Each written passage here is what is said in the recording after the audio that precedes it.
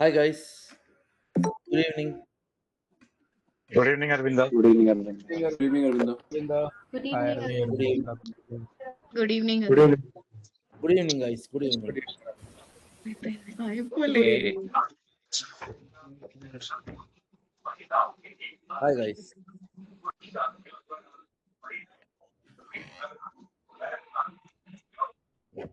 Welcome. Hi Suhail. Hi Riaz. Hi Akansha.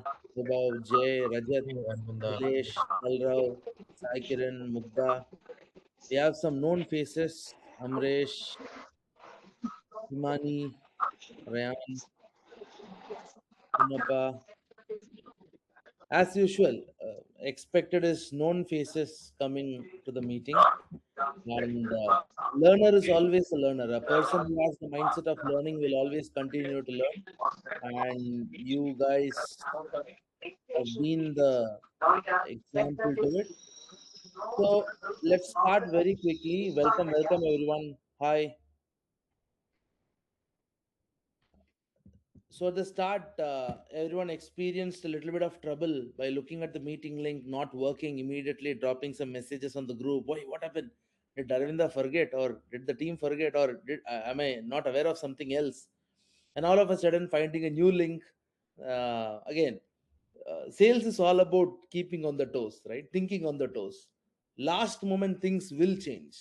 Sometimes you will join on a Google Meet, and then you will be waiting for the client to join, and the last moment you'll see a WhatsApp message will come, the client saying, hey, our company domain does not permit Google meetings, please send a Teams meeting. So you should be ready at every front. Well, this was not a training for that, but unfortunately it happened. And I want to take a chance, be a salesperson, give an answer to solve that problem. But yes, problems will come, but a salesperson has to be calm, solve that problem to the next stage. And here we are, despite of multiple problems, not just Google Meet, but personal problems and other things. Here we are, seated on a session to understand the 60-day SDR blueprint. So we have something called skill up sessions, we have something called course, we have contents and multiple other things in Hire for Skills. I don't want it to be, uh, I'll try, but I don't know, I can't guarantee, but I don't want it to be the usual format. I want it to be in a different format. What do I mean by different format? I want it to be more of the focused content rather than being a motivational session, right? So let me quickly jump into the session. We'll go line by line. If you whatever questions you have, doubts you have, noted down. At the end of the session, we will have a doubt solving phase where you can ask your questions, and we'll straight away jump into that. All good? Can you give some thumbs up? Thumbs up.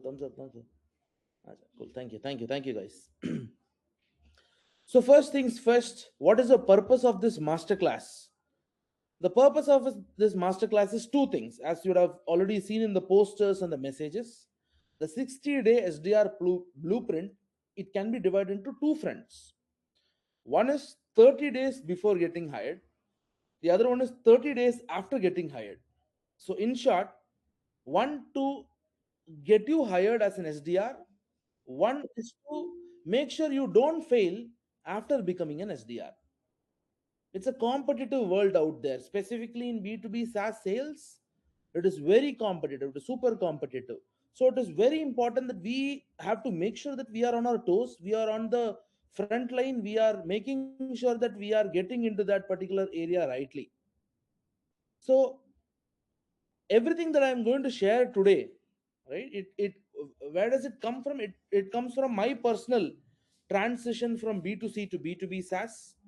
It comes from interacting with hundreds of candidates, looking at hundreds of candidates transforming their career, becoming SDRs, the journey. It comes from watching people crack interviews, watching people get fired after getting the jobs. Yeah, I'm also going to talk about the darker side. Yeah, we all talk about the celebrated creamy side where, yes, I'm getting job as an SDR. There is this yellow color poster coming on Hire for Skill social media post. Congratulations, this guy got placed there, this guy got placed here. But the very dark side is there are certain times when people get fired also.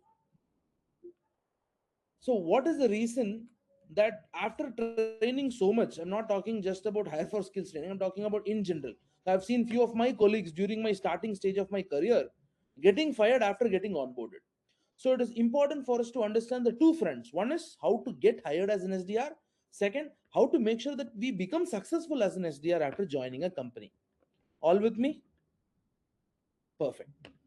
Now we will also talk about what recruiters actually expect, not what they have put on JD. Mostly the JDs that you see on the LinkedIn job description, it is all chat GPT generated. At least 60 percentage. There are 40% people who put their thought and they create, but still it is still chat GPT generated. Generic one, they go search for an SDR specific JD and they put it. So I'm not going to talk about the JD. I'm going to talk about what they're actually expecting. What are they expecting when they come and sit, allocate 20 minutes of their time and look at you during the interview? What are they expecting? And after joining, what are your managers? What are your seniors? What are your companies? Uh, Fireflies is added, Kishore. Fireflies is already added. Thank you for reminding. Uh, so, what are the managers expecting after you join? That is another important. What is the company expecting from you after you join? Uh, and one of the common perception is good communication means everything is success, right? But that can be okay in B2C sales, but in B2B sales, yes, good communication is important. But more than that, there are reasons where we see good communication enabled SDRs getting fired as well. So, what is 30 days before getting hired as an SDR?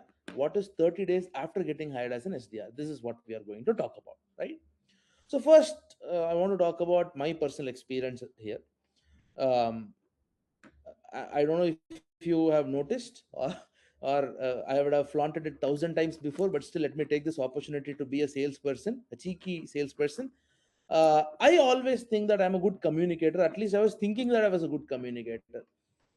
Being into communication, being into clubs which train on communication, and I've never failed in any B2C interviews till now. Whichever interviews I sit, I've cracked it. And it would be me sometimes choosing which company to join. So I was always having that mindset that, hey, you are Arvinda, you're a good communicator, man. You sit in an interview, you'll crack it. And the moment when the B2C was too much suffocating for us, when we thought B2C is too much, we want to try something else. And one fine day we understood about there is a industry called B2B SaaS sales, where people get weekends off, where work life balance is great, where incentives are great, where you can work like an IT person. It was too good to be true, and I wanted to get into B2B SaaS sales. So I've told this multiple times. I've applied for multiple companies in B2B SaaS sales early at my time, and all I was waiting was that interview opportunity where an interviewer from B2B SaaS sales will be sitting in front of me asking questions, and I will do that communication magic and get that offer letter. And that I was waiting for that interviewer to say, wow, I've never seen a person like you. What brilliance, what thought process. But the worst case scenario was I was not even getting an interview opportunity. Why? Multiple case scenarios, because resume requires certain things, the learning requires certain things. Resume was getting rejected because it was not ATS approved resume or ATS formatted resume. What is ATS formatted resume? Or application tracking system. ATS means application tracking system, and there is a format to qualify that as a perfect resume. And so, while applying, we generally create resumes with our photo in it, some colorful resume. I'm a colorful guy. Yeah? Even my resume look multicolored. Resume with my photos where I post like this, that, and all. And then I thought creativity would be the reason I would get that resume. But left, right, and center, I'm receiving thank you for applying for this role, but unfortunately, we are not moving ahead with your profile. But don't be demotivated. Keep looking at our company's job portfolio for in the future. Why would I look at you, man? And it was very disheartening for me. Why a communicator like me, a knowledgeable person like me, not getting an interview opportunity? So after getting to understand the concept of ATS approved resume, how to check ATS score, there are multiple tools. One of the tool that I like the most is a tool called TEAL, TEAL. You just have to go log in and do. And there is a tool called resume.io, where also there'll be ATS format resume. You just have to fill up your details, you'll get it. And yeah, in Canva you can build it. It should be a simple formatted email without colors, without images. That's called an ATS approved resume, where an application tracking system filters your resume based on keywords. Then I heard one more shocking thing: you can't apply to a job with one resume. That was a heart attack for me. All I did in my life was create a resume, apply for all the 57 companies which said EC apply. I won't even go to that separate application window. I would go for that EC apply button. Now I'm getting to know that one resume you can't apply to two different jobs also. So you have to understand a job, you have to copy the description of the job, put it into ChatGPT or any AI that you're using, get the resume optimized for that job description and apply for it. So you have a resume formatted ready, and any job application you see, for that job description your resume has to be optimized. Another heart attack came in my way. Again, I prepared and I applied, still I waited, still rejection. That's when I got to know about what is LinkedIn branding, how to make sure your social profile has to be active, how the learning contents are important, how the basic contents of B2B SaaS sales, and optimizing your resume based on the keywords of B2B SaaS sales is very important. I understood that, customized it. And again, as you guys would have already known, I spent around 90,000 rupees doing two certifications, courses. I took mentors, learned from the mentors. And during one of the mentors, so people who don't know, I write newsletters every Sunday morning 11 a.m. Tomorrow morning 11 a.m. you would receive a newsletter. If someone is interested in getting the newsletter, by end of this session I'll share a link on the chat box where you can fill your details. You'll get a free newsletter content from me. I was writing about this topic for tomorrow's newsletter. Um, the first mock call that I had with my mentor in B2B SaaS sales. So it was, in when I was working in my B2C edtech company, my last B2C edtech company, our weekends were on Mondays and Tuesdays. So Sundays are like a happy day for us. You know why? Because next 2 days are chutti. Aram se you can sleep, wake up late, enjoy 2 days. And Mondays and Tuesdays, everybody in the world will be going to office, and you don't have an office. Very good scenario. And Sunday nights are actually happy, at the same time sad at the same time. Why? Happy because you have leave. Sad because that week ka pressure, week target is there. So after everything is over, around 9:30, 10:30, around that time, you see the floor will become empty. Everyone will go to home. Now people who have interviews in other companies will stay. Why? Because they will aram se sit and take. I was one such person. So I was waiting at the last corner, and I was waiting for my entire team to go. I was waiting for my manager to go. My manager was Ravi Kumar Pandey, who is my co-founder now in Hire for Sales. I have a skills. But the thing is, Ravi knew that I was learning and I was preparing for it, and he was encouraging me to do so. And I had my mentor call that day, Sunday evening around 9:30. My mentor told, it is my weekend on Sunday. I will do a mock call with you on that day. And around 9:30, 10, I was eagerly waiting. I was waiting to showcase my skill to my mentor. I have learned. I have done 1 year of learning in B2B SaaS sales. So he called and I said, "Hi Aravinda, how are you?" Blah blah blah. Over. And then he said, "Aravinda, can we start our mock call?" Yes, let's start. So, Aravinda, imagine you are selling a CRM, okay, and I am a vice president of sales of a multinational corporate company. I want you to pitch to me. I want you to pitch. What do you do? Immediately that cold call legend will come out. Now, hi, Mr.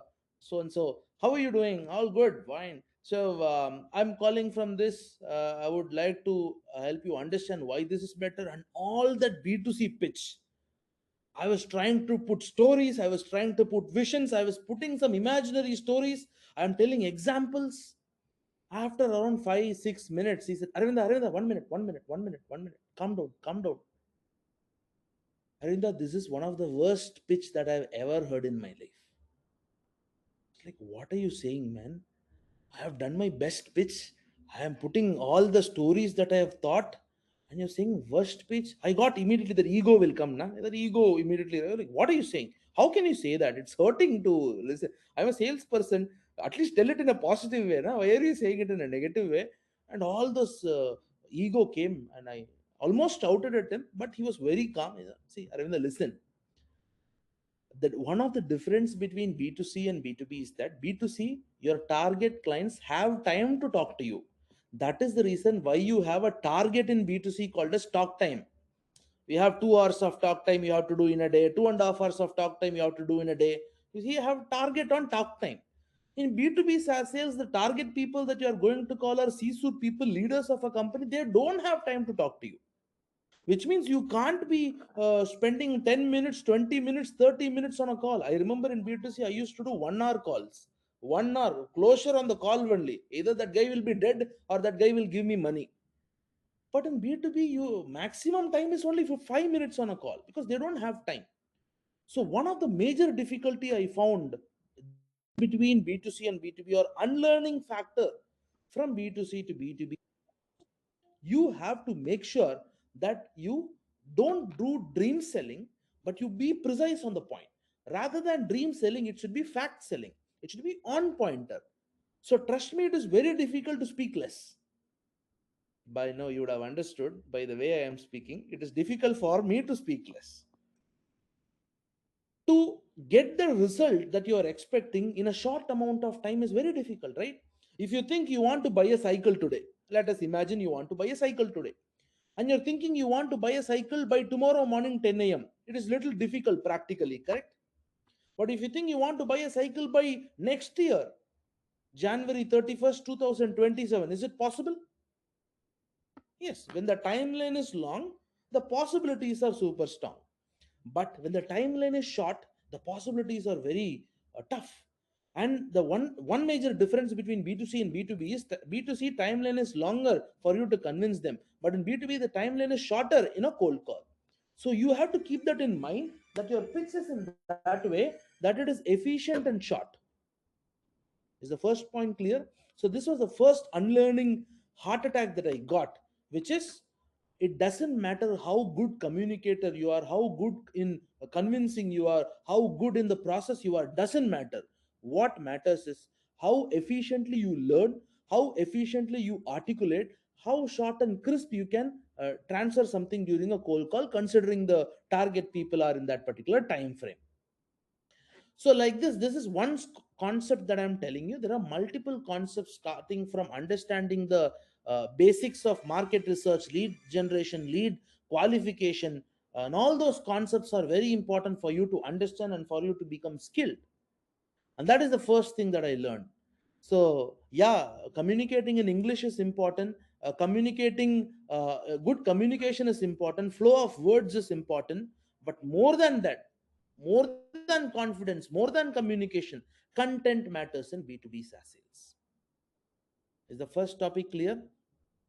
Hello. Now, recruiters don't hire people who are desperate. What do I mean by that? See, there is something, that you have to understand very clearly in the market. People, as humans, we all, if you go to a cloth shop, you want to buy a textile, you want to buy a shirt, you want to buy a kurti, something, you go to a shop and you see there are 10 cupboards, and all 10 cupboards have 10 different cloths there, 10 different types of varieties of shirts. Okay. And there is one cupboard where it shows 1,000 same type of shirts.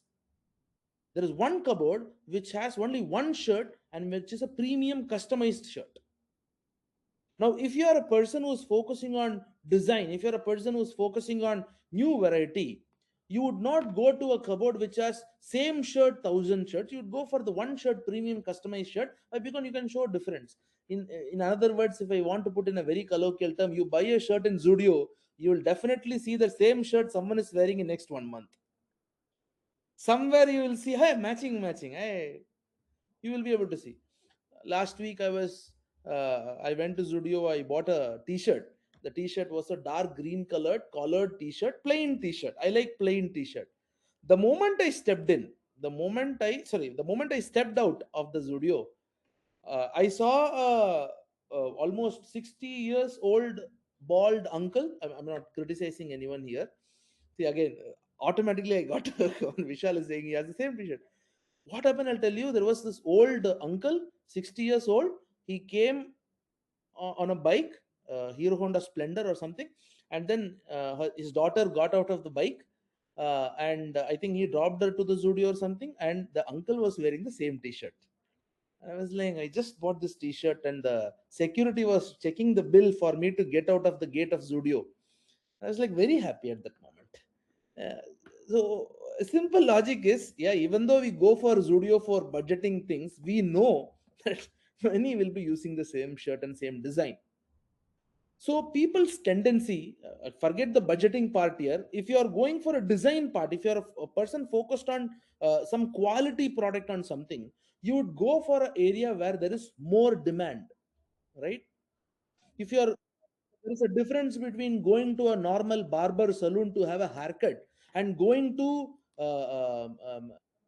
some going to a specific place where there is this customized saloon where you get an appointment from a experienced saloon artist, and then he cuts your hair. I wanted to experience. I usually go for a normal barber shop where it is 200 bucks within the budget. I don't like spending money for all these normal things. But once I wanted to experience this, so once I booked appointment on Tony. What is it? Tonian guy. Yeah, Tonian guy. So I booked this Tonian guy, and it asked me an option. Which stylist do you want? How many years of XP? It was like looking at a portfolio of a candidate to hire. I'm not hiring a person. I just want a haircut. And it had multiple options, experience, and there were certain people which had waiting time. You have to wait to get their appointment. So people always like something with demand. Now, you being an aspiring candidate who's entering into the market of getting a job, first thing that you have to do is to think like a recruiter. What does a recruiter need when looking at your LinkedIn profile? I'm not talking about the outreach, you reaching out to a recruiter, that is all secondary. But I'm talking about the first part, your first opinion looking at your LinkedIn profile. Here is the heart attack that I want to share it with you. When someone looks at your LinkedIn profile and you have that open to work green color band on your profile picture, even though open to work means you are ready to work, but that creates a situation that you are not a demand oriented person, you are easily available, correct? You can add that open to work on LinkedIn, but you can choose not to get that green color ribbon on your profile picture which says open to work. That you can eliminate. You're understanding what I'm saying? When you have the green color ribbon on your profile picture saying open to work, immediately that creates a negative vibe on your profile that this person is available. There is no demand. There is no competition on this profile. The recruiter's mindset. Think from the recruiter's mindset. So first thing, when you are looking for a job, don't put that green color band on your profile. First thing. Second thing, don't be the desperate guy posting on LinkedIn, hey, I am looking for an opportunity. I'm not criticizing that. Trust me, the market has changed. That's why I'm saying. Don't put that. There are outreach methods which we are teaching you. Use that. That is personally sending to someone with maintaining your decency. Next, one more important thing. I've seen people going and commenting on all the hiring posts. Wherever you see someone saying that I am hiring, there is an opportunity, you'll go, hey, interested, very good opportunity. I am open. Again, it creates that vibe that you are not a person where there is a demand. So creating a demand means not doing these things, but specifically reaching out to that individual in the methods that works, which we are teaching it in our Hire for Skills program. That is secondary. So this is the next part, making sure your LinkedIn profile is creating the demand, not being desperate. Demand over desperation. Is this topic clear? Hello? Now, I'll come to the questions at the last. You can drop the questions whenever you have questions. Drop it in the chat. I'll read it one by one at the end, and I'll answer. Again, recruiters or the people are not impressed by your fancy resumes. Don't put that colorful resume. Don't do the mistakes that I did. There are ATS approved resume formats. Follow that. They are not, people are not going to be impressed because of your fancy resumes or your certifications or all those. I'm what is it? I've seen many people writing in their about section and experience. Uh, The skills are like, people oriented, leadership, great in communication, team building, contributor. Who cares? No one cares. What people will care is what is the number that you have done, what is the achievement that you have done, what is the target that you have completed. Speak in numbers. Numbers have more value than letters. Simple logic. Have you all done mathematics in 12th standard and 10th standard? 10th standard, 12th standard, everyone did mathematics. There would be a question, if A is equal to 90, B is equal to 25, C is equal to X, D is equal to this, find C. And you have to put A is equal to this, B is equal to this, and at last you have to find C, correct? Always there is this thing called find X, is what max is all about, finding X. No one knows where is this X going. You have to find X by the formula, whatever the condition is. I took this logic in my mind in this way. Always, whenever there is letters, alphabets in mathematics, at the end of the day, what is your end point? What is your LHS is equal to RSS? What is your hence proved? Your hence proved is showing a number is added to a letter, correct? X is equal to 5, hence proved. X is equal to this, hence proved. So for you to write hence proved, you have to get a number added to a letter, correct? Put this logic in your head. Letters doesn't matter, numbers matter. Your resume, your experience, anywhere you speak in terms of numbers. Don't speak in terms of words.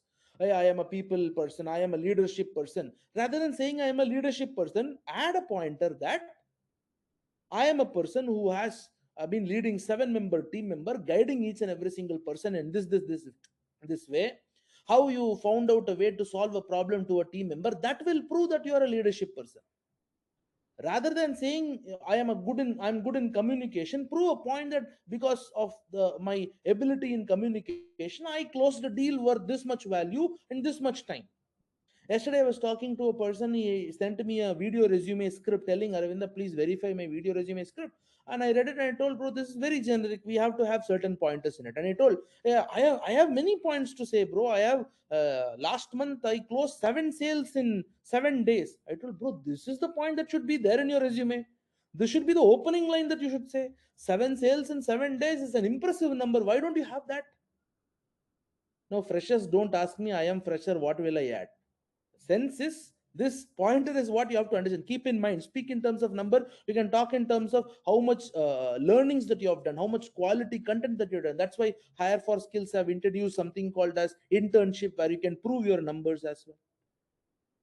So what people would be thinking during the interviews is how clearly you think, the clarity of thinking. First point, clarity of thinking. What people, so before interviews, people call me and ask, bro, tomorrow I have an interview, just give me some tips. Even I am not a superman, right? Tomorrow if you have an interview, I can't give you the question paper for that interview, but what I can tell you, I'm telling it now. First and foremost thing that you'll have to prepare, what the interviewer will be judging from you is the clarity of your thinking. What do I mean by clarity of thinking? It can be as simple as your introduction, how much you fumble. In video resume, people write script and they are asking me, should I memorize the script? I would say, rather than memorizing, it is your experience, it is your profile. Understand that and speak as if you would speak in an interview.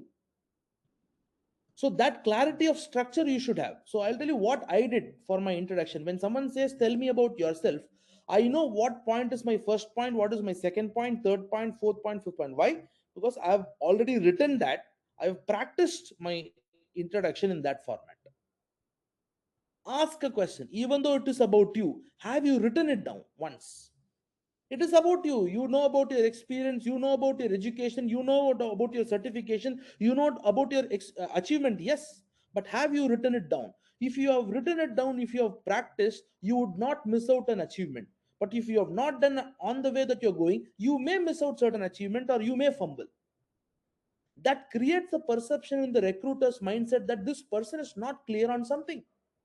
Clarity of thinking. Prepare, write it down, practice.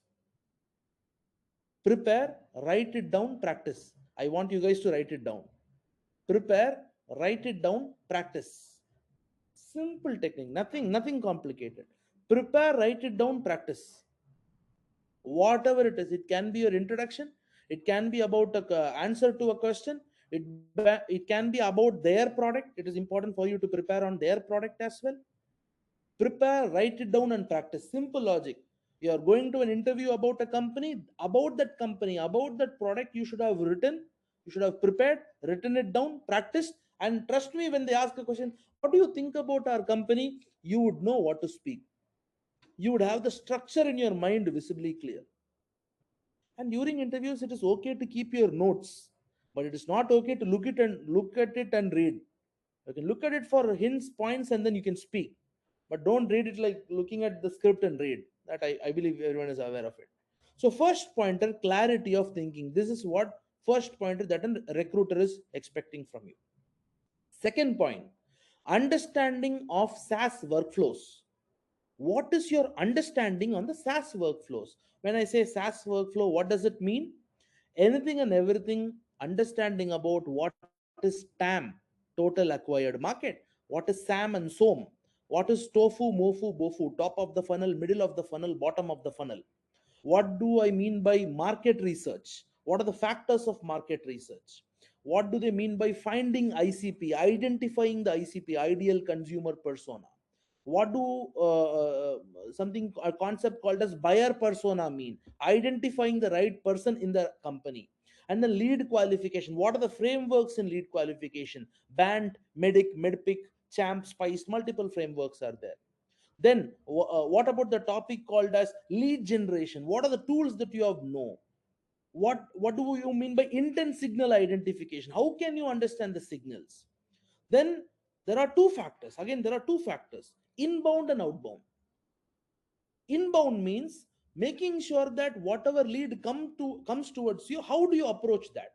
Outbound means what is the process that you are going to take care, what are you going to outreach. So in outreach, what are the factors? How would you set up a sequence? What are the factors? In cold email, how would you do? In cold call, how would you do? In LinkedIn outreach, how would you do? This structural understanding is very important first, and the conceptual understanding of every topic is also important. Structural understanding, conceptual understanding. Two pointers. I hope you're writing it down. Structural understanding, conceptual understanding. What is structural understanding? Understanding how the entire SaaS workflow looks. If at all you're writing a map, understanding where, if you're looking at the world map, if someone asks you where is Africa, you should be able to point out, this structure that I see is Africa. Where is North America? That left corner top that you see is North America. Where is Australia? Right bottom corner that you see is Australia. Where is New Zealand? It's a small island near Australia. This is structural understanding. What is conceptual understanding? Within that continents, where are the countries? If I ask you where is Cuba, you should be able to point out where is Cuba. If I am asking you where is Brazil, you should be able to identify Brazil. If I'm saying where is Laos, you should be able to identify. If I say a capital of a country, you should be able to identify which country it is and which continent it is. This is conceptual understanding. So first, structural understanding, first learn that in B2B SaaS. Okay, B2B SaaS, there is inbound, outbound. In outbound, the structure is you have to do market research, then ICP, buyer persona, lead qualification, lead generation, outreach, this sequence. This is structural understanding. This even in YouTube you can learn, Google you can learn, Chat GPT also you can learn. You go ask today, don't do it now. After this session, I want to understand the structural understanding of the concepts of B2B SaaS sales that an SDR has to approach. It will tell you the same thing. It will tell you the structure of what knowledge you should be aware of. But what is the most important thing more than structural understanding is conceptual understanding. What is, if I'm talking about buyer persona, what is buyer persona? What are the factors in buyer persona? How would you identify a buyer persona? If I'm talking about lead qualification, what is medpic? What is the second C? Medpic means MEDDPICC. What is this medpic? How can this concept be applicable? How it helps me in order to get that success metric? At the end of the day, a success metric of an SDR is the success metric of the company. If an SDR succeeds, a company succeeds, correct?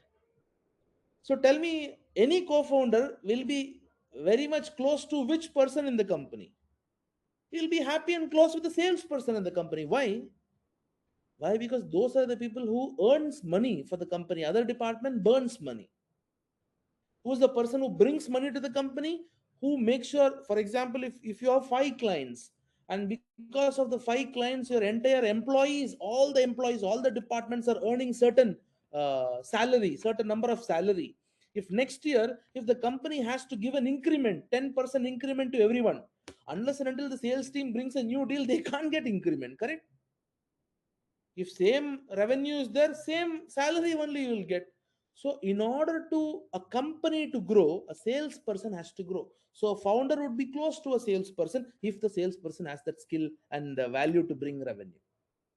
So, in order to do all these things, a recruiter would be thinking about 3 things, as I told you before. One is clarity of thinking, second is understanding of the SaaS workflow. That is why we have a program called B2B SaaS Sales, B2B AI enabled SaaS Sales Engineer program by Hire for Skills. Why we have a course? There are multiple courses. I'm not just talking about Hire for, multiple programs today. There are many good people teaching.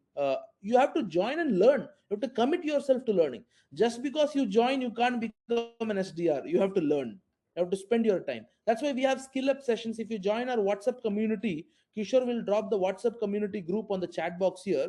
I want you to use that WhatsApp community group where you will see there are skill up sessions that we are posting every Monday, Wednesday, and Friday morning 6 a.m. There's free classes. Attend that, gain your knowledge, sacrifice your sleep. I've seen people texting me at 7 a.m., 8 a.m. in the morning. Aravinda, sorry, I missed the class. Can you share the recording? I'll share the recording, no problem. But people ask me this. Ravinda, can you share the recording? I'll ask why. I did not wake up. Wow. Nice concept is this. Nice. We did not wake up, so I can't. Why did you not wake up? And he sends me a screenshot. 10 alarms, all have showing missed alarm, missed alarm, missed alarm. Commitment matters. So, not joining a program, but learning from it is important. This is the second concept, understanding of SaaS workflow. Third concept, very important concept. A recruiter is expecting this. If you do this, third concept, trust me, that recruiter will start selling you in the company. That recruiter will go and tell the company, hey, we want to hire this person. This person is crazy. Recruiter should feel that they want you. You want a job, that is correct. But a good salesperson technique is to making sure that they feel that they want you. How do you do that? That is the third point. Ability to talk like an insider.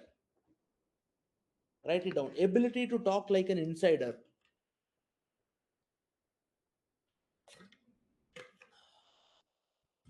What do I mean by ability to talk like an insider? Inside, if at all you are already an employee of that company, how much deep understanding of the product you will have, how much deep understanding of the company you will have, how much deep understanding of what implied will give result in the company. These 3 things you should be aware. How do you know? Do proper market research on the company. Deep dive into their product. Third, before the interview, connect with few of the SDRs in the company. Connect with few of the SDRs in the company. Text them. At least connect with 10 SDRs. Send them a connection request note. Hey, nice connecting. Would like to learn. Send a generic connection request. They will accept. Once accepted, send a message. Hey, I'm having an interview for the role of SDR in the company. Just want to take a feedback. If you can spend 30 seconds, what would you say? What is the company like? How are you enjoying the company? Do you think you would be my friend if I join the company? Ask cheeky questions that will make them reply. I asked these questions. What I texted while joining Lead Square, I texted few people. I was working in Lead Square earlier. So before joining Lead Square, I texted 10 SDRs. And all 10 people, I send the same connection request. Hey, I'm also in the similar space of an SDR. Would love to connect and learn from you. When you write something like, I would like to learn from you, people feel they are a little bit up. They will accept connection request easily. This is one technique. Once they accept, I'll send a message. Hey, I have an interview with your company for the role of SDR next week. Uh, if I join your company, would you be my friend? People will put smileys. People would reply. Once they reply, now you can ask a question. Understand, people, while you are outreaching to a vice president of sales or director of sales for getting a job, the first message only when you, hey, I'm looking for an opportunity. Are you interested to hire me? No one will reply because you have acted desperate. There should be a demand. Understand, demand is more important than desperation. So rather than sending first message, but don't sell. Don't sell in the first message. Try to build connection. Try to make them laugh. Try to make them think. Try to make them interact. Even in cold call, if you see, there is a technique called as making them say yes first. That's one technique, making them say yes. How can you make them say yes?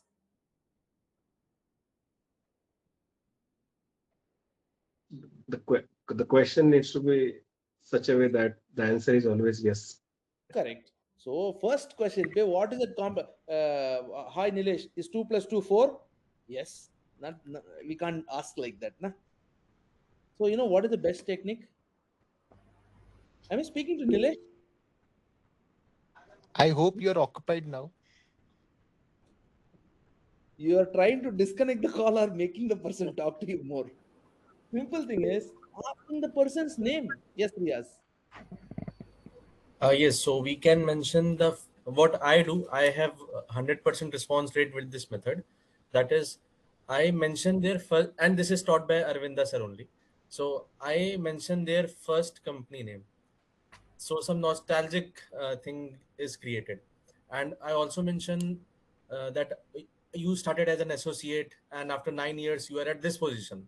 So I get replies with this method. You're talking about the email friend. Yeah, correct. Email Even pay, that on the technique mail as works.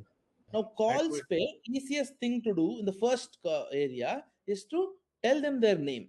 So, again, in that also there is a technique. People usually say, hey, hi, am I speaking to Amresh? Yeah, who's this? Amresh, this is Aravinda calling from, I want to sell, I want to sell, I want to sell. So, rather than one curiosity driven, making them say yes with the name is picking the call. Amresh, imagine I'm talking to you, okay? I'm picking the call. Amresh, Yes. that's all. Just use their first name and use it in a tone that you are confused. Amaresh? Yeah, who's this? That's Aravinda, all. this is something like which I follow in B2C as well. Probably like Yeah, this. anywhere you want to follow. Even if you're going to sell insurance tomorrow morning, use this. Instead of asking, see, how many of you have got credit card bank calls? How many of you have got credit card bank calls? Everyone has got credit card bank. How would they start the call? Someone tell me now how they start the call. You pick up the call. Is this am I talking with Arvinda? Is this Arvinda? Correct. Is this First of Aravinda? all, there is a pause for 5 seconds. And then you are able to know that whether it is from a credit card or from a normal person. And you can easily figure them out using their tone. If it's again, no offense, but usually they will employ women in that role, ladies in that role. Why? Because they think the response rates are higher. I don't blame them, that is true. Now how do they start? um, Hello, am I speaking to Aravinda? Hi sir, I'm calling from ICICI bank. I would like to, usual format. I'm not criticizing, just in a very lighter note. Huh? Now, when you receive, now psychologically, everyone would have received credit card calls or bank loan calls, correct? Everyone would have received it, correct? Even your prospects would have received it at least 5 times in their life. So, in their life, next call when they receive and someone says, hello, am I speaking to Sohail? Am I speaking to Vaibhav? Is this Nilesh? Immediately that army in their mind will raise, the defense will raise. Say some salesperson is calling me. Who's this? What is this? I'm busy. Sir, I did not even say what. I know I am busy. So the best starting point for you to do is just open with their first name. Riaz? Yeah, who's this? Riaz, this is Aravinda. Uh, Sorry, I did not get you. Riaz, this is Aravinda calling from. Then you start. When you get an yes from them in the first 5 seconds, it creates that feeling that they have to talk to you. Why I am Arvinda, can telling? I, sorry, Sorry. sorry. Yeah, Can yeah, I tell share me. something just related? I mean, when I was dialing for UK, one British said that the time you say that, am I talking to? If you talk to these two American or a British, they would never even talk to you Correct. because this is so directly use the first name. Directly use the first name. Correct. Exactly correct. That's what I'm saying. So and also there is one more thing. If you are asking, am I speaking to Prerna? It creates that vibe in Prerna that the other person doesn't know me, doesn't know if I am Prerna or not. If I am a person who knows Prerna already, I'll pick up the call. Hi Prerna. Prerna, am I audible? Prerna, hi. I'll start like that. Start like you know. So why did I start this pointer? I was talking about the third pointer that a recruiter is expecting. Talk like the person who's like an insider. Ability to talk like an insider. So three things: learn about the product, learn about the company, talk to 10 SDRs in the company, ask the vibe, open like this. Hey, would you be my friend? That's all. Suddenly, what? Who are you? Hey, I'm trying to take an interview in your company. If I join your company, would you be your friend? And in bracket, you can write, I tried a cheeky line so that being an SDR, you would reply to me. Put a smiley there. Think in a different way. Make them respond. And then talk to them. Hey, I'm taking an interview, bro. What do you think? Can you share your number? Can we connect on a call if it's okay? Otherwise, can you respond in LinkedIn only? Make them comfortable. SDRs, if they are good SDRs, they will share. Why am I asking you to connect with at least 10 SDRs? At least two will respond.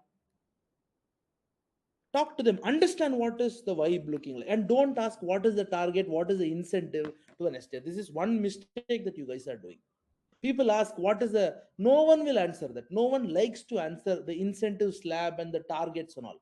Rather than ask in a very formatted way, how is the culture, how is the team, how is the ability to achieve the target, how is the growth.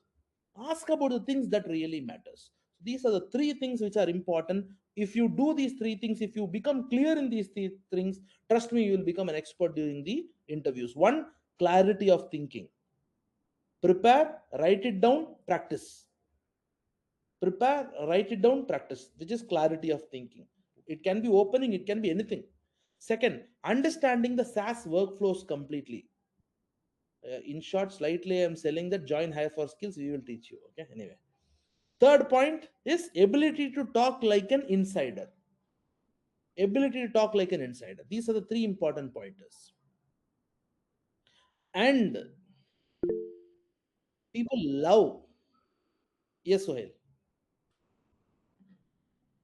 When mentioning about the ability to talk like an insider, you mentioned 3 points over there as well. And one of them was connect with some SDRs, like 10 SDRs from that company. Did I miss on the other two, or was Yeah, it the only one? connecting with SDR was the third point. The first two pointers Yes. were learn about the company, learn about the product. Okay. Yeah. So Thank you. recruiters love certain candidates who can think like an SDR and who can speak like an SDR.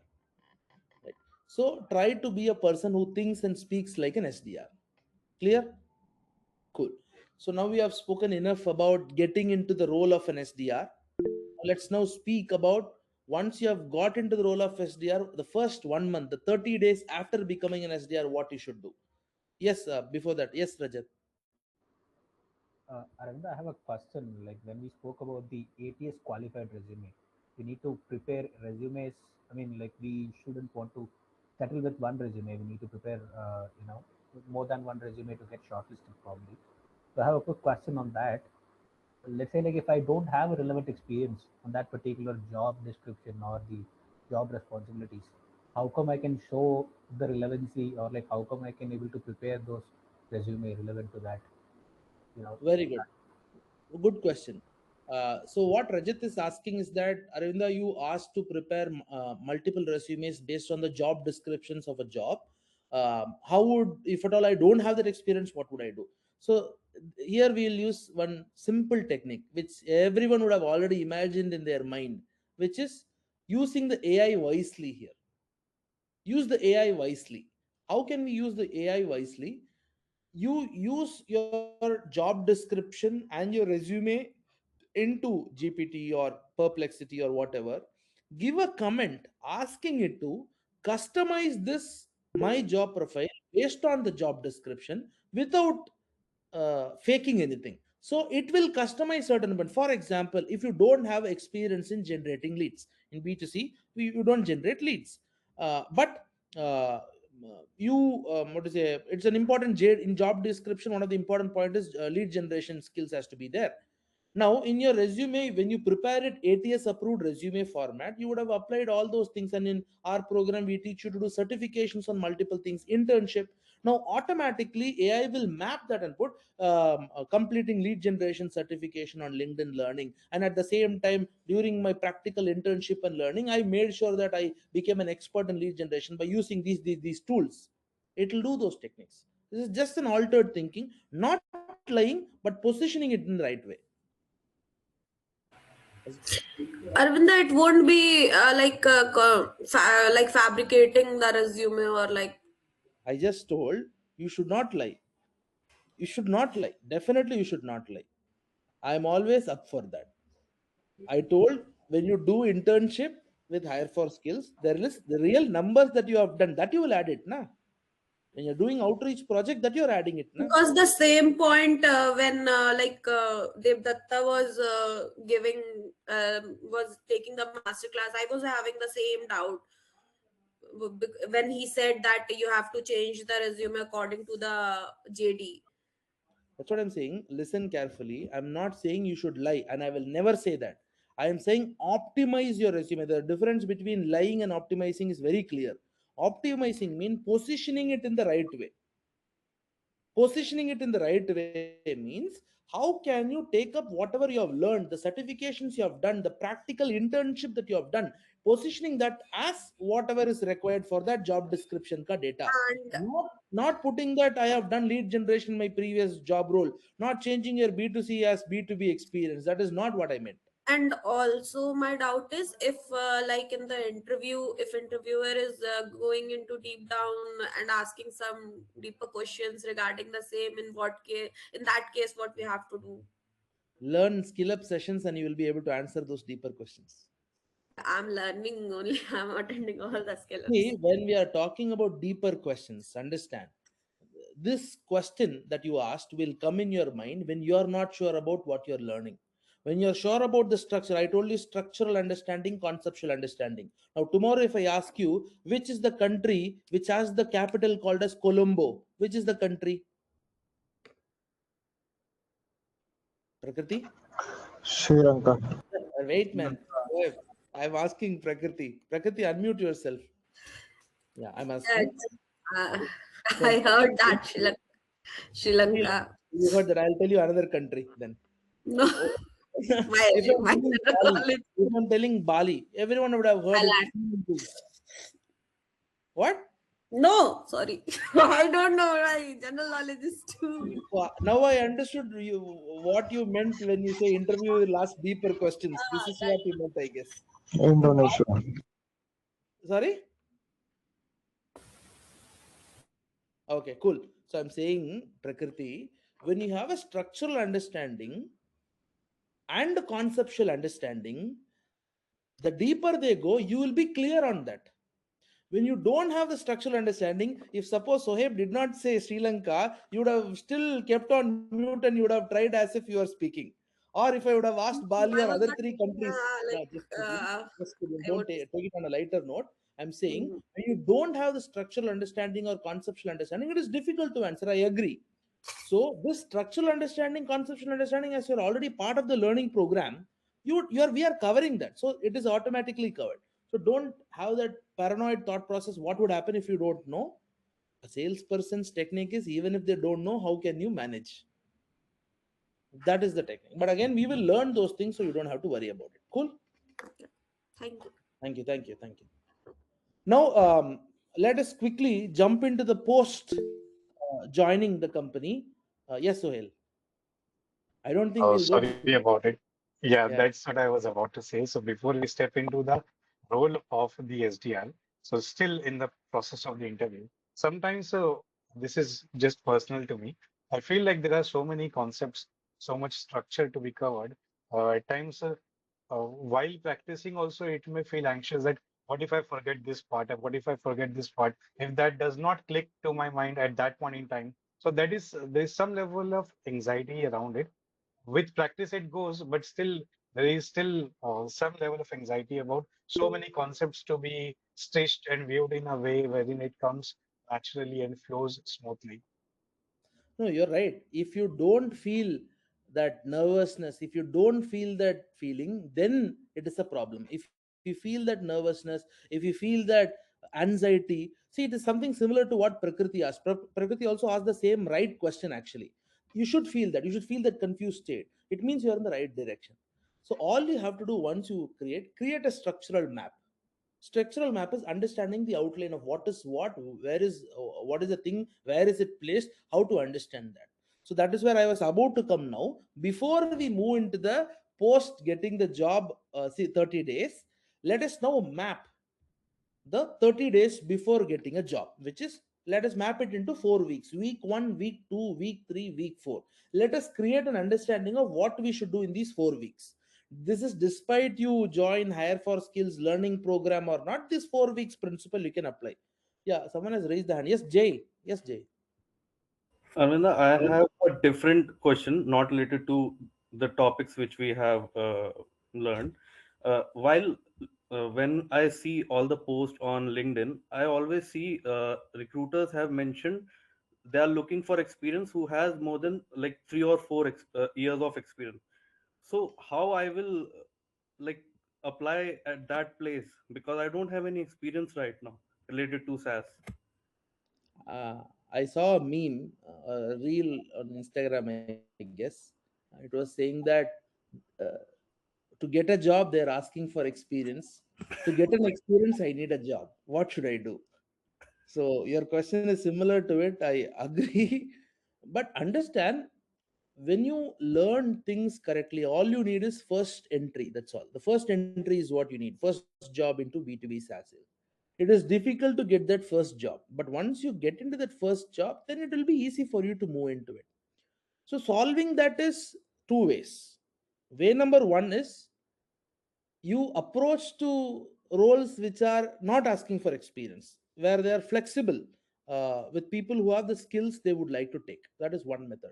Now proving that is what you, rather than putting that easy apply button on LinkedIn where you will be one of the hundreds of applicants, you will see before applying only there is one line. LinkedIn shows over 100 applicants applied in the last 1 hour. It will show. That is a warning that it is giving you. LinkedIn is giving you already 100 people have applied, macha, or again now you are going to be the 101th person there. Do you want that? So what you have to do, rather than doing that, you have to find a way to showcase your skill directly to the responsible person who's hiring there. That is what we teach in the entire program of how to crack that, how to showcase and everything. But the second way, rather than learning, rather than improvising yourself, putting it through, the right way for you to simply do, if you're okay, if you're able to spend time, get that opening based job where the salary will be low. That is what it that you'll have to take.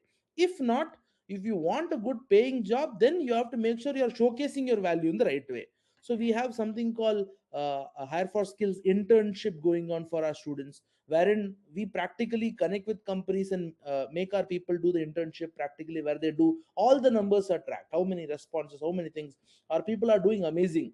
A few people are sitting here. We have Vaibhav here, Rajat here, we have Sri Vidya, we have Amresh, we have Vishal. Sorry if I'm missing any name. Sohail. I'm just seeing, looking at people here. People are doing internships, and every step that they do is going to be an important asset in their certification and in their outreach. They have done market. They can now proudly say how many market research they have done. They can share a document of their market research. They can say how much lead generation they have done. What are the difficulties? Now, if they ask what are the difficulties of lead generation, they will tell what is their difficulty of lead generation. They know what is qualification. So do it practically rather than learning it theoretically is the most important concept. Cool. Yeah, hope I'm not selling too much. Anyway, so let me break down the 4 weeks concept, which will help you, Jay. So preparing for the B2B, first B2B SaaS sales job, the 4 weeks before getting that job, how you can break it down and learn. Week one, have the understanding about the industry and the role clarity. Industry and role clarity. Industry means B2B SaaS sales industry, the structure of it, how companies are placed, how are the markets, how are the global markets, what is APAC market, EMEA market, what is US market, North American market, ANZ market, how is the market's position, how are the companies placed, what is mid market, SMB, enterprise, all the structural understanding. And then role wise for an SDR, what has to be done? Say typically in B2C sales, a salesperson will dial, book a meeting, take the meeting, close, get the money. But in B2B, as the system is very complex, they have broken the sales role into a person who books the meeting, a person who takes the meeting. Books a meeting is called SDR, takes the meeting is called account executive. Now these days, this is further broken down. A person who takes the meeting is account executive. The person who closes the meeting is account director. And in that, the person who knows the technical concept is sales engineer. And the person who pre-qualifies the meeting is called a pre-sales executive. And in SDR, there is something called demand generation, lead generation person, who only takes care of market research and lead generation. And the person who is called as an appointment setter. So there is multiple breakdowns. Generally in SDR, you have to understand what is the role of an SDR and concepts you have to understand. And you have to understand how not to apply everywhere. So I saw a post about Ashirvad. I believe Ashirvad is also here. I saw a brilliant post that he has written how saying no is more important in B2B SaaS sales rather than saying yes. That is absolutely right. When you get into B2B SaaS sales, every day you will have a new learning when you keep an open mindset. So in B2C, everywhere you say yes, yes, yes, I will give this, I will give that. But in B2B, you can't be that. You have to be a person who says no. The same time, while applying also, you have to bring a concept that I'm not going to apply to every company. I'm going to choose the company. I'm going to select the company. Not every company is the right company. So even our internship people, they submit something called as a company checklist, wherein take the ownership of telling them these are disqualified, these are qualified, these are okay, okay. So people hate me for that, but it's fine. But that's the qualification metrics. You have to understand where to say no, which is not right target for us. That's one concept that you have to learn while preparing. You should not apply for every company. You should choose what company. See the reviews. See the quality. Don't be the desperate person getting a job. Then 3 months later, you will feel, Are, this is not working well. Aravinda, I think I would like to switch again. Why that concept came? Why? Because you did not do proper research. Performing is later. We'll come to the second 30 days. I'm talking about the first 30 days. So pick up one role that you want to target. Pick up one market that you want to work. Pick up one motion, either outbound motion or inbound motion. Which one do you want to work? Focus on that. Prepare on that. Find companies in that area. Be patient. Apply to that companies. Prepare on those companies and product and attack that. So that is what understanding thoroughly. This is first week preparation. Now week 2, you have to improve your skills.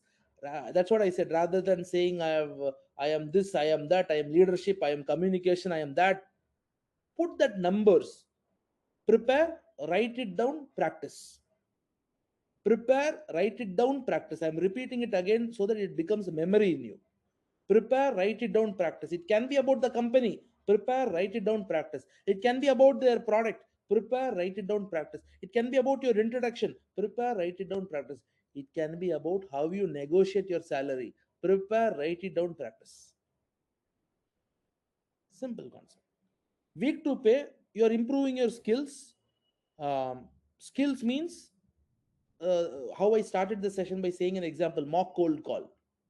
Mock call, very important. So either there are many tools today. We have tools like Hyperbound, where you can just register and you can take a scenario. You can practice cold call there, right? Use Hyperbound. There are many tools like that. Practice your cold call. Now, practicing cold call and Hyperbound or any other tool, if you have a mentor, ask a timing from him and do a mock call. And this mock call is not for what to say. Getting the meeting alone. Getting the meeting is the end target, but the actual goal is not just to get the meeting, but to make sure every metric are you covering. Hyperbound gives you filters. How much is the filler words? How much is your monologue? How much is your talk listen ratio? How much is your are you using discovery questions? Are you using social proof? There are multiple factors. You open Hyperbound, you will get to know. You're making sure every time you practice, are you checking all the boxes? So how will you do it? Prepare, write it down, practice. So mock cold calls, writing sample emails, how to write an email, how to structure the email, all those generic emails you have to get out. And use sites like sellbetter.xy xyz. There is a site called sellbetter.xyz. You open and there is a section called free snacks. You go to the free snacks. There are multiple articles about cold email. Practice that. Learn. If you don't learn, you can't get it there. Na? Prepare, write it down, practice. Cold emails. LinkedIn activity. How can I do LinkedIn activity? Prepare, write it down, practice. How can I participate in a structured learning? For that, you don't have to prepare, write it down, practice. You just have to join the program, and prepare, write it down, practice will make you do it. Again, I am trying to sell.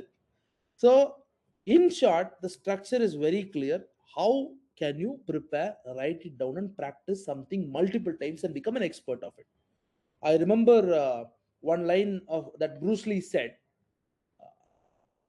I don't fear a person who learned 1,000 types of fighting technique. I don't fear about the person. Whom I fear is the person who learned one technique for 1,000 times.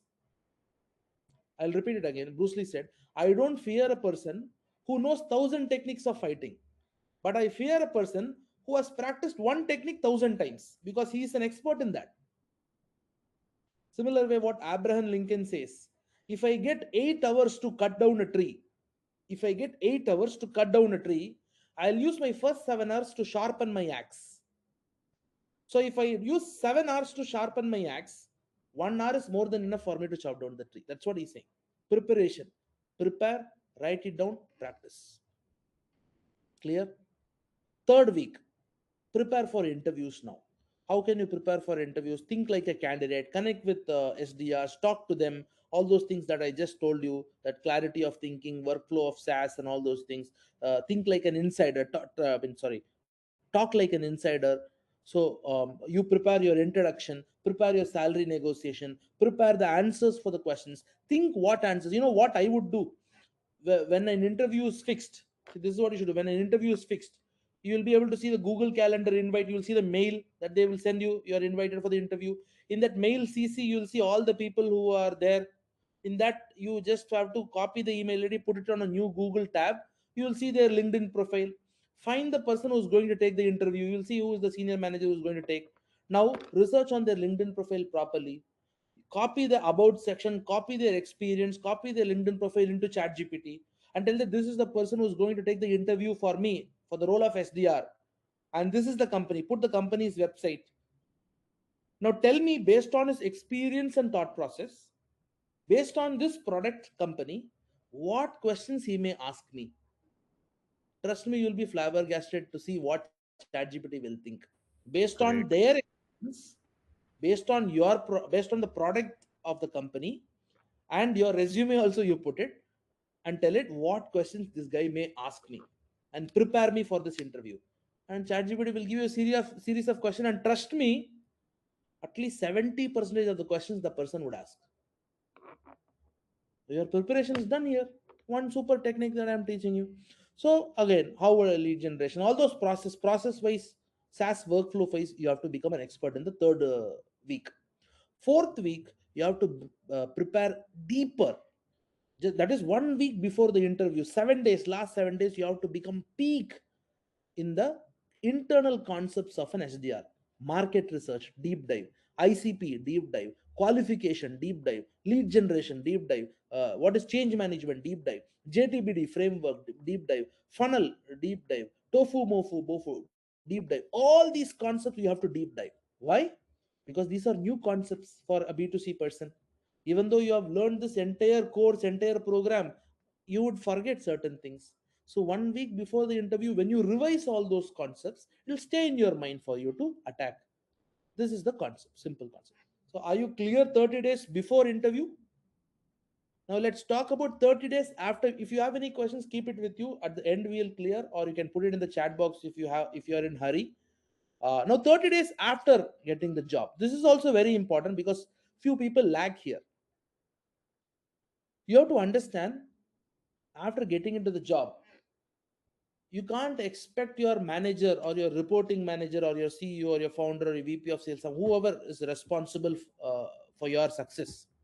You can't expect that person to explain everything to you, because this is one cultural shift that B2C person has to be aware.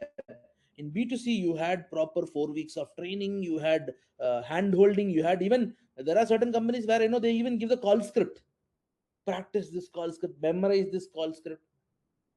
But in B2B, nothing will happen like this. Maybe certain well-structured company will give you training on the product. But other than that, you can't expect anything else.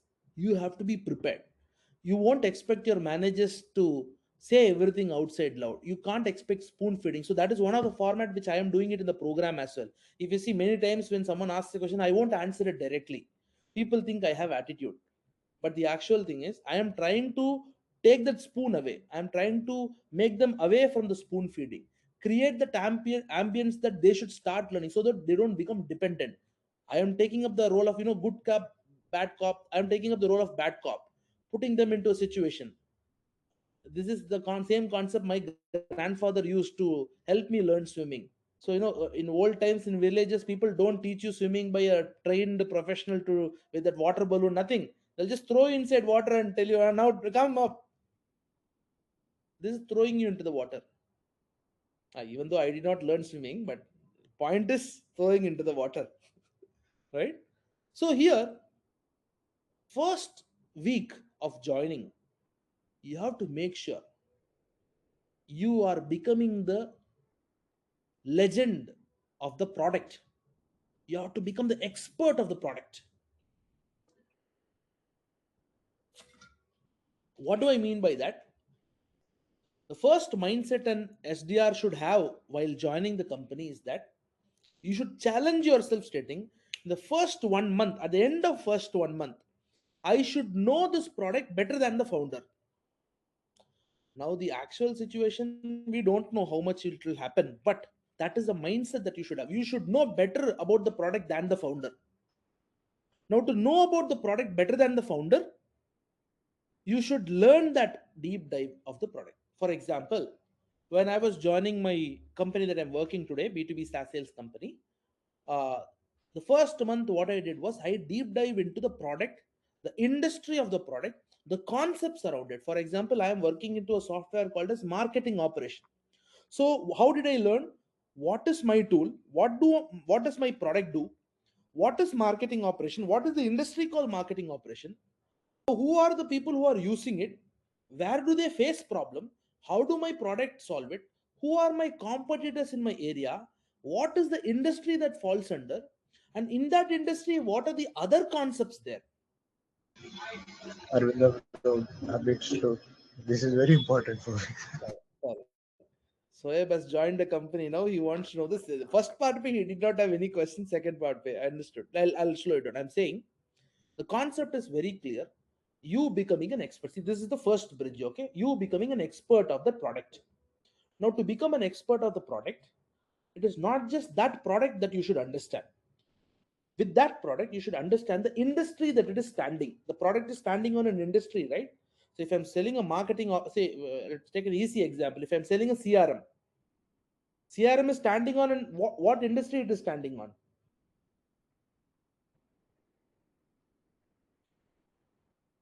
I'm keeping the hand longer like this. I'll keep it down. CRM. Who's using CRM? Who's the most common user of CRM? Sales team. Sales people. Sales, Sales SaaS team. So companies. which industry? Not SaaS. Sales team. Sales, okay, sorry. I'm talking about the user. Don't think about the industry. Thinking about the user. So which means CRM is standing on an industry called sales. Imagine there is no sales. There is no industry called sales. There is no department called sales.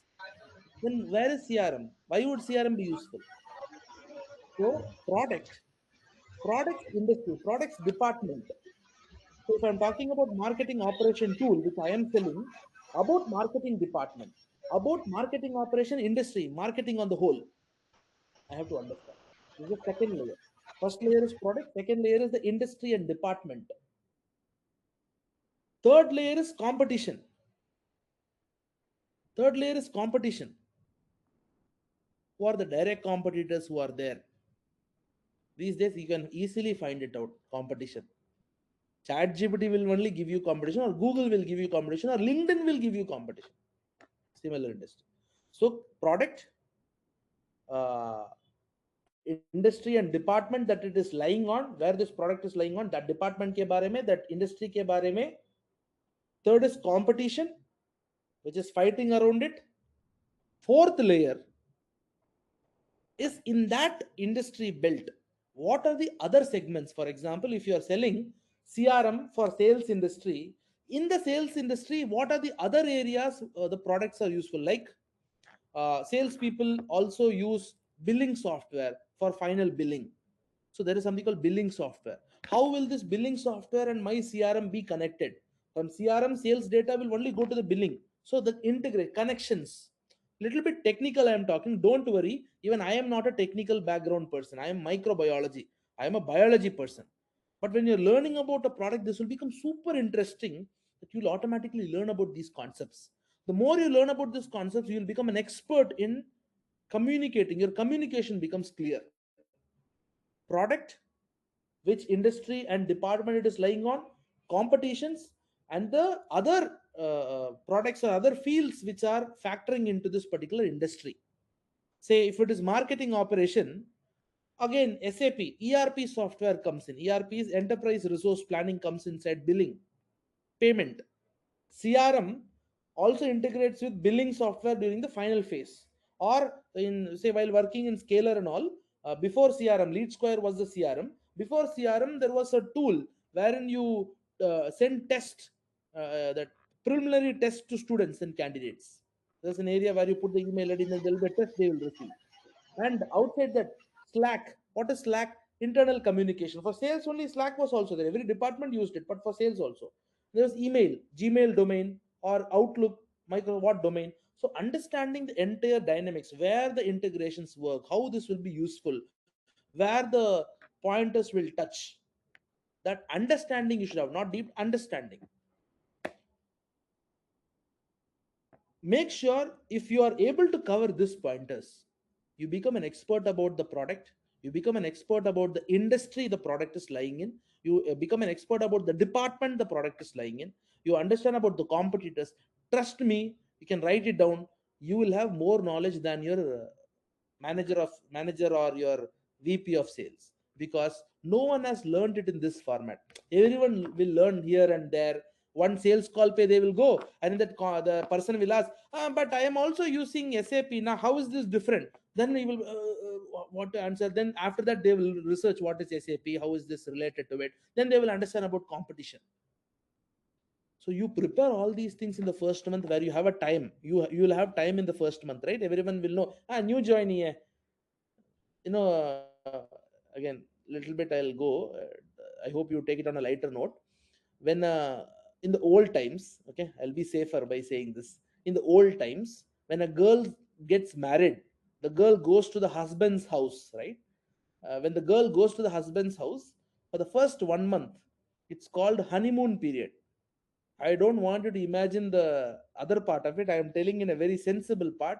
Honeymoon period means first month even the mother-in-law will not be that strict. First month, acha, take a new girl, she doesn't know. Acha, she doesn't know to cook. It's fine, you learn, no problem. But second month, slowly people's character will come out. Third month, everything will be. Now, third month, you are not a honeymoon period. Now you have to do every job. Now they will start shouting at you, questioning. I think guys will not even understand this, but this is called honeymoon period. Okay. So your first month in a company is honeymoon period. Anywhere you go, anything you do mistake, it's a new journey, no koi problem nahi hai. So hey, you're in honeymoon period now, right? Ashirwad is also something similar to honeymoon I period. hope so, bro. Huh? Like it's a remote actually. It's a remote. I am afraid of that because learning will be very less. So I have to do on my own. That is what This I'm girl worried got about. married and staying at her own home, remote job. Okay, fine. Anyway, the concept is that first month honeymoon period pay, learn as much as possible, because trust me, second month say you will not have the leverage of that. Okay, new joinee hai, time dena hai, ye sab nahi aayega. Pura you will don't make me speak in Hindi. It's very difficult. I'm saying you have to practice completely. You have to learn completely. So that first month is your learning month. That's why the 30 days after joining is very crucial. Observe, observe and absorb. There are two words, but I am giving it to you. Observe. What is observe? Look at things, identify. Absorb is grain that, grasp that. Observe and absorb. Your job is not performance in the first month. Your job is understanding. If you think about performance in the first month, then you're throughout your career in that job, you will not perform. But if you think your job is to understand in the first month, that itself is a good performance. By the end of the month, you showcase that you know things, that is the performance. That creates the performance. So you should understand your ICP, who is your target ICP. You should understand your product positioning. You should understand the common objections that may come for your product. You should understand how to use a CRM in your company. You should understand the call structure. I'll repeat it again. You should understand the ICP, who's your target ICP, target buyer persona, all those things. You should understand your product positioning, how to position your product. What is your product doing? You should understand the common objections that may come in when you outreach a person for that product. There are generic objections, but there are specific objections also. Then CRM usage, which CRM the company is using, how to use that, the call structure. So very simple. Don't try to impress anyone. Try to learn fast. A competitive field at the end of it. Yeah, that opportunity you'll get. So Nilesh has asked in the chat, can we try shadow attending? Yeah, you will get multiple chances. In fact, they will send you old meeting recordings to watch and observe. They'll But send you if you old. are a founding SDR, then it will be difficult, no, bro. If you are a founding engineer, you have to start everything. That's the point. Yeah, yeah. So, One more, sorry to interrupt. One more yeah, yeah. question. Hmm. Under competitor thing. So what else, like what things you want me to do some research on, because the See, close when you're competitor talking about itself is for me. competitor, what factors you have to learn, you have to make sure that when your customer, when your prospect comes and says, hey, but I also saw that company, how are you different from that company? You should be able to explain the difference. That is a simple concept. So when you are looking at, first you have to understand your product to find the difference. When you become an expert of your product, then you look at the other product and see what are the difference. What are the areas that you are different from?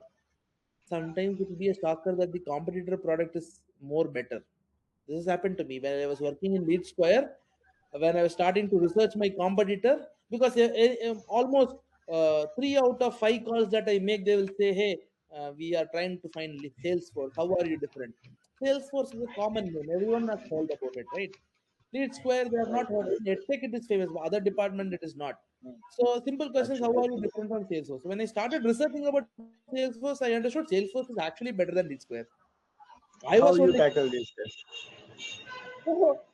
you are working in Lead Square. You have to sell Lead Square. That's your responsibility.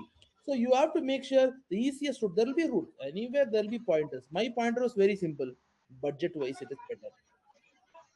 Budget wise, it is better. Salesforce ke comparison, Lead Square is budget wise better. So put that first foot front if competition comes. If they say about competition, then talk about it. So yes, as Nilesh said, that was my next point I was coming to. Observe the calls, observe the emails that they have sent. Ask for your seniors or managers for how they have closed any, if they have any deals that they have closed. So Soyab, I'll ask you a question. You are a founding SDR. You are the first SDR in the company, right? So Yeah. does your company already closed any sales before? Have they closed any sales Yeah, before? they have the AE working with VP, and there is no SDR. So basically, the issue where they were facing that there was no one to talk as a front person, right? AE So was doing now my everything. question is, how did they get meetings? If there was no SDRs, how did they get meetings in the first place before you? So so they have lot of reference, and they also run some marketing campaign, inbound leads, you can say. Okay. Now they want So to get focus more on, yeah. fine, inbound leads were there. Now they are thinking about building an outbound, which means you will be the first person to do outbound. Now the next question is, the account executive took multiple meetings before, right? It can be inbound referral, but he took meetings, right, to close it. Correct, yes. Do they have recordings of those? Need to check. That is the first thing that you should get. Ask them. Sure. Now, if you ask them, they will feel happy. All right, this person is starting to learn. Get them. Here, tell me, give me 3 best closing that you have done. Send me the recordings of 3 best closing recordings and 3 bad not closed recordings. Why? Not closed pay, you will learn what not to do. Closed pay, you will learn what to do. Got it. Learn But my from them. VP is that great that he is arranging a training session for me from the AE. Very good. Very good. So there you can ask these questions. I would like to learn from that. Is it good for me to ask those things? You ask like that. right? Okay, got it. So learn the product, learn the process, learn the department, and understand the numbers, understand the structures. First month honeymoon period, use it wisely, and Which put in the honeymoon company period. Shoaib joined? Alpha Labs. He learned a company called Alpha Labs. IFA. AIFA. IFA, oh sorry, IFA Labs. Cool. Now, the most important thing, in general way, I want to say, for any person who's trying to join a company, that is before 30 days pay or after 30 days pay, there is one concept that you should put it in your head, which is coachability. You should have a coachable mindset. So I'll tell you a real example. There was a candidate in Hire for Skills where we were training the person. Very good communication skill, peak knowledge. The person's English was better than my English. The person had a good learning. He did complete the program very quickly. He did all the assignments perfectly. Any assignment that I opened that he submitted, I felt, Arey, this is better than anyone has ever submitted. But the first 6 interviews that he attended, all 6 rejected in the final round. All 6. Imagine you think about a company, practice about the company. In your mind, you will think, no, hey, I'm enjoying this company, this package. That you'll be an employee of the company during the interview, and you get rejection emails not one or twice or thrice, but 6 times. At one point, he was very dejected. He was emotional on the call, and I don't know what is wrong. Help me out. So I dialed the vice president of sales of the company, and I gave an introduction, blah blah blah. And I asked, "Don't mistake me. Help us out. You have also started your career as an SDR. So why don't you help us out? Why did you reject that person? Even though then she was a lady, and she said the person had good knowledge. Yeah, I know. And she said the person had good communication. I said, yeah, I know. Still, why did you reject? We felt the person was not coachable. What do you mean? Can you explain? The person had answers for everything, and the person thought that this is the right route. If he says something, he was not ready to accept. He was not having the coachable mindset. Consider this as the first scenario. Second scenario, there was another candidate who got a job in a company. And after getting the job in the company, first month pay, he got fired. Why? Because third week pay, from second week, third week pay, manager has been telling him how to do certain things. And he was doing it on his own way. So it was not about discipline or following, but he was not coming into a format. He was not having the coachable mindset. So one guy did not get a job, one guy got a job and got fired, both because of the same reason, which is not having the coachable mindset. So first and foremost thing that you should do is to have a coachable mindset. What is coachable mindset? Be adapt, be a person to learn, be a person to accept, learn new things, understand, okay, for this what concept will work, what are the seniors saying. That is why I told Soheb now to get 3 recordings which closed, 3 recordings which did not close. Why? You will understand the format that they are following. If the company is giving you training, well and good, use the training to learn more. And now to give you the end closure of the story, the person, then I gave this feedback to that person. I told, this is what they feel. They feel that you are not coachable, man. It will, but he was not like that actually. But he exuberated his character like that. I told, do this. Next time you do this, speak in this tone, speak calmly. And when you say something and the person says, no, this is not that, accept it. Accept it. Say that, okay, this is something that I don't know. And people like Ashirvad's post was saying, people will like you saying no. That is true. If you don't know something, say you don't know. Nothing wrong. When you say, this is an important, very good question you have asked, but I'm not prepared for this question. Maybe I forgot because of nervousness. Tell it in a smiling way. People like someone who be a human. Everyone is not a superhuman. Na? I think because of the interview preparation nervousness, I prepared it, but I don't remember it now. Excuse me. But if you can help me, I'll prepare that, learn that, and come back. So people like, okay, this person doesn't know, which means I can coach that person. That creates that gap that they can coach you. After implementing the technique, next two interviews he cleared it. Seventh interview, eighth interview he cleared it, and he joined the company and he's happily working in Bangalore. Moral of the story: format structure is okay. Underlying point is be coachable. Be a person who can coach. That is what we call as SDR readiness. This is what we call as SDR readiness. SDR readiness is not just learning. SDR readiness is being ready to learn, having a coachable mindset. Cool. That was the lesson that I wanted to share it with you today. Now the floor is open for questions. Let us first get into the chat box, and then anyone wants to unmute, they can unmute and ask. If you want to put it in the chat box, you can ask it in the chat box. Uh, Hassan Haider has asked, yes, open work is helping. Without the green banner, got 10 plus recruiters reached out to me in the last one. Very good. Thank you, Hassan. Is there a possibility of a bubble in SaaS sales that could burst in the near future due to AI? Rahul Sharma, I hope Rahul Sharma is here. Rahul Sharma, this question comes when you don't understand the AI bubble better, because what you asked is in a way correct. Not just AI, even sales industry is getting transformed day by day. There is something called AI SDR which is transforming. But that being said, more AI innovation comes to the world. Who is creating this AI innovations and new products? A tech person is creating, a founder is creating a company, right? A founder, a tech person is creating company, but the hard truth is not everyone knows how to sell. So the more AI comes, more technical aspect comes, more tools come, more SaaS companies come, more opportunity for a salesperson is also coming.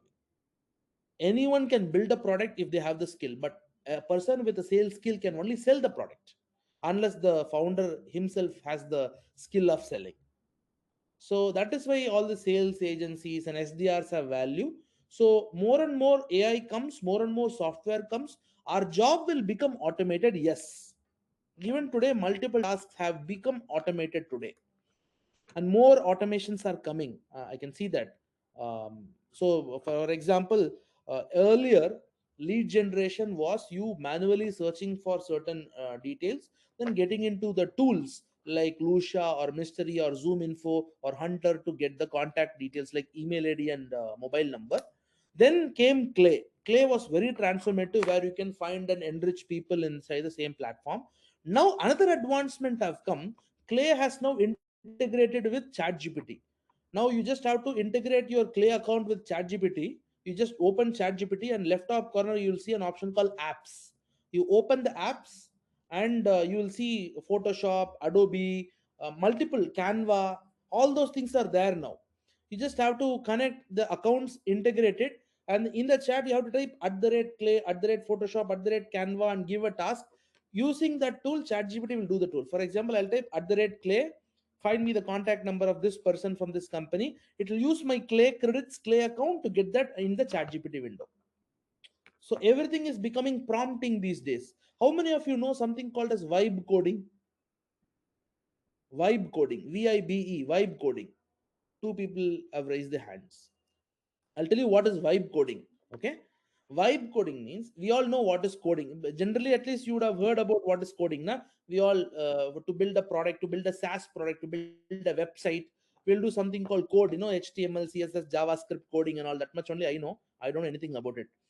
Now, these days, there are AI platforms where you can vibe code. What is vibe code? I can just prompt, I can just write and build something.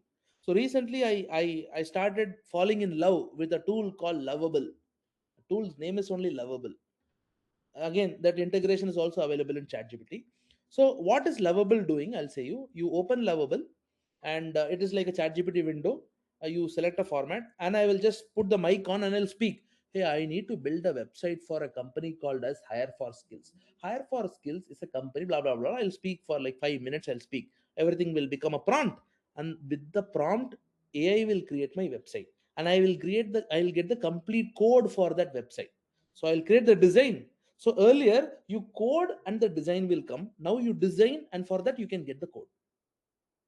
So designers are losing their jobs these days. So now I have my mindset. Now I have my thought process. I'll build my website. I'll think this color is not nice. I'll go to, hey, in the first page, right top corner, that red color is not nice. Change it to green color. Changed. Next page, hey, add so few images of this person. Hey, this website, add this, put this image. Done. Now, after my perfect website design is ready, the UI is ready. Now I'll say, hey, give me the code for it. Or there is a window. I just copy the code, give it to the designer, or maybe if I only know design, say, hey, use this code, build me a website on the domain, website domain, Webflow or hosting or whatever. Done. So more AI comes, advancement comes, it is more good. Processes are getting simplified. That is why I am repeating the same sentence. AI will not take away our jobs, but AI will take away jobs of people who don't know how to use AI. So if you know how to use AI, if you're keeping yourself updated, if you're training yourself, yes, you would become the champion.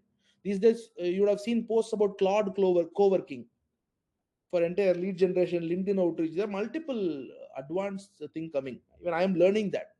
Lead generation ke liye there is an automation in N8. I'm learning that. Crazy things are happening. You have to keep yourself updated. That is the only thing. You have to keep yourself updated. Learn. Use LinkedIn to learn. LinkedIn is the best area to learn these days. Read, watch videos, learn. The multiple sites and sources which we provided in our program, and join our WhatsApp community. Um, uh, Kishore has posted the WhatsApp community group on our chat box. You will get more information. We are building it soon. I will start posting contents there. Okay, cool. Next question. Can we how to manage your day-to-day activities once you join, like step by step from so I think we just explained that. This question was before that, I guess. Or separately, I think day-to-day activities we can't get into that much detail in a small masterclass web, so maybe on a different day. Cool. I think chat bot pay questions are over. If anyone has any questions, you can raise your hand. We'll go one by one. Nilesh, you have a question? Yeah. Yeah. So, Rita, great session, man. First of all, like, quick question. In acronyms, in the conceptual understanding, you mentioned after TAM you give two couple of acronyms. I forgot, or I couldn't hear. After TAM, TAM SOM and SOM. Yeah. SOM. It's coming in Sigma for you, but still to give Okay. you the answer, TAM, SAM, SOM. You just go to Google, Okay. type Okay. TAM, SAM, SOM, Got it. and Got you it. will Got it. understand. The next one is about the tools. Like, at certain times, like, we're habitual of few tools, but let's say if we join something, a new organization, will they provide something else, or like should we use our own credentials, or So like that? there is one reason why in our entire Hire for Skills program we introduce certain tools, we show certain tools, but I don't get into coaching of tools. Why? I'll tell you. The reason is, any tool you want to learn, you just go to YouTube, type. For example, I told Lovable today. You go and type Lovable tutorial, you will find a video of Lovable tutorial. If you want certain thing, you can search. And when you get into a company, based on their GTM, they will have certain tools and subscriptions. So it is important for you, when you get into a company, know about it, learn about it. So at that area, say to give you even more clear answer, during my B2B SaaS sales preparation, I did certification on LinkedIn Sales Navigator. But I did not use it. I didn't get an opportunity to use because it is costly also. But the moment I joined Lead Square was using LinkedIn Sales Navigator. First day only, I understood from the basic training. I started using, then I watched some tutorial, then I recalled my learning, and then I got it. That's it. So everywhere there'll be new tools, we'll have to learn. Yeah, cool. Okay, next is Uwais. Uwais the learner. I like the name. Yeah, Arvind, a wonderful session here. Learned a Yeah. lot. My question is how do SDR like manages the constant rejection and fear of burning out? You mean after getting the job as an SDR? Hello? I think, did you get rejected, Uwais? He rejected you. Okay, he gave a scenario to me until now. Face it. Okay, Uwais, when you come back, we'll answer that. Cool. Palak Narul. And, great session. Just a quick question here.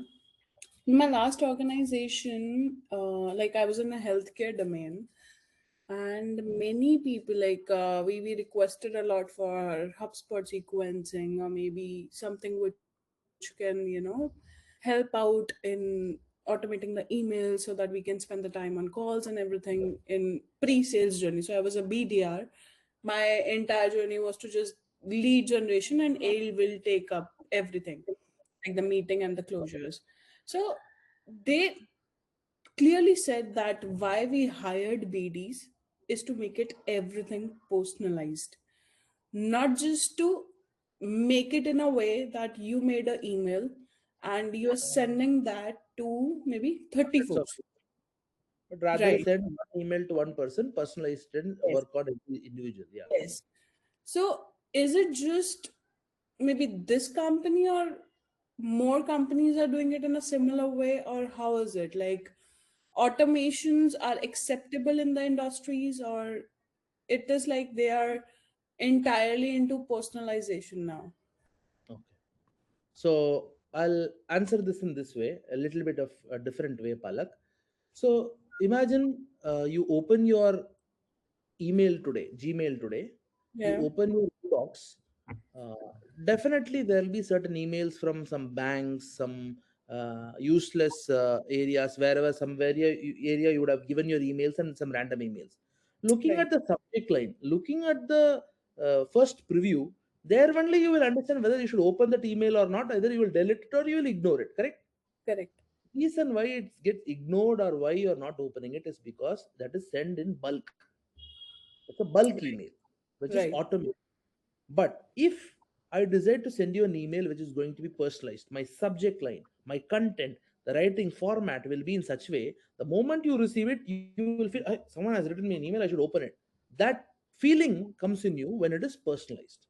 Correct. So the next format of answer for you is that the actual role why an SDR is being given a job is to personalize the outreach to an individual. To Correct. automate, a system can do. These days, tools can do automation.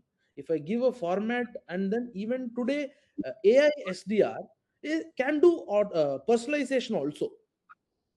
But the Okay. human is required to attack every individual separately. So there are companies who are still doing only manual outreach, and there Right. are companies who are doing automation also in this area. I agree. There are companies who have a format of email, send it to 100 people, call 100 people, format is there. That is Right. working for certain companies, not working for certain companies. But a Correct. professional B2B SaaS sales, when you're targeting mid-market or enterprise companies, it is a crowded market. Everybody's inbox is already filled with their internal emails and some random bulk Right. emails. So for you to stand out, there is no other way than personalization. So personalization is the very important key. Right. But still, they'll accept the automation, right? I'm not understanding what automation you're talking about. Automation for newsletters, or automation for generic awareness emails, or for outreach specific emails are you talking about? Outreach specific emails. Outreach specific emails के लिए personalized is the working way, is the Right. best way. There are Right. ways sends automation, but that is not an optimum way. Okay. That's what. Yeah. The right answer is personalization is the right way. Okay. Okay, cool. Yes, Purushottam. Yeah, hi. It was a great session today. Yeah. So thanks for letting me speak. So I wanted to know more about the sequencing part. When one becomes an SDR, the sequencing should be done by the own individual, or the company already has it their own sequence, and then we need to follow. That is the first question. And second question, what can you talk us about the copywriting skills which we need to develop as a SDR? How it might help? Okay, I've taken the next two newsletters topic outside of me. Okay, anyway, fine. Sorry. So, no, no, no, just so I have a problem, Purushottam. I have a problem of memory. So, can you ask one question at a time? What is the Yeah, sure. first question? Uh, I was asking about the sequencing part. If one becomes an SDR, Understood. so whether that is given by the company or one has to do it on their own. I'll answer. So, what is a sequence? Sequence is a format of you outreaching to a specific individual in a structured way. So, why is sequence important? Sequence is important to make the cold process warm. If I'm reaching directly to Purushottam one fine day on a phone call, "Hi Purushottam, who are you? I am Aravinda. Still, who are you?" So for to make that cold process little bit of warm, I am doing certain things to make sure my call is being efficient. or to make it in a structured format, I set up a day sequence. I set up what I'm going to do in a day. That structure is called sequence. Now, if you are working as a founding SDR, like Soheb has joined a company as a founding SDR, where the systems and processes are not set, then you would be the one who would be responsible to set up a sequence. So, based on the industry, based on the GTM, based on the product, this the sequence may change. For example, if you are doing into I recently saw a job description of a company called as Wayground Quizzes. Now, Wayground Quizzes, in their job description, they have clearly mentioned forest calling works better. So it is going to be a calling heavy role. So the assignment is going to be a cold call. They have clearly mentioned that in the job description. Why? Because they have tried multiple things and they have understood calling is working for us. Let's double down that alone. So which means their sequence is already set, which will be only calling. So if for a set company, the sequence is already set and you will have to follow the sequence when you join the company. When you're founding as they are joining into a startup where they are still exploring, there you have a liberty to understand. If you're good in understanding the market potential, then you can create a sequence and maybe that will work. All right. Nice Yeah. answer. Yeah. Nice. Okay. Thank you. Cool. Uwais, are you here? You asked a question. Oh, sorry. Yes, yes, Sorry. yes. Sorry, Uh, Uwais.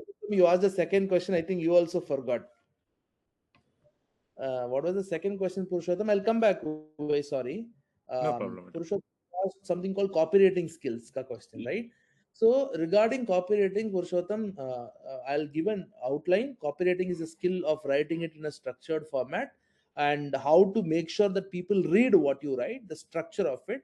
So basic skills a person has to learn. I'm very sorry to say I'm seeing even skilled, trained people who are there in the meeting. Their LinkedIn posts are still not readable. Why? Because you're not following the proper structure of writing. So when you copy paste from something from chat gpt, the structure will be wrong sometimes, or maybe when you copy paste the structure will change. So it is important for you to make sure you write it in a proper structure, basics of writing, how to use the words correctly, how to form a sentence, where to put a bullet, what is center alignment, what is left alignment. There are basic things that you'll have to learn. This is not a session for that. Maybe a separate session we can take if popular request comes. But other than that, you start learning about what is copywriting, structure of it. I'll tell you who I follow in copywriting. There is one of the best copywriter I follow. I follow his writing style. I like that guy very much. He's called Matt Gray. Mattgrey. Matt Gray. He's a very good person. Read his books in copywriting. That will help you a lot. Or maybe read his articles, watch his videos. Matt Gray. Best for copywriting. That's all. Okay. Thank you. Thank you for the answer. Sure. Yeah. Now, Uwais, coming to your question. yeah, What was your question? my question was how do top SDRs manage burnout and rejection because the constant rejections which they are getting from clients, right? This is not just a B2B specific question. It's also B2C anywhere.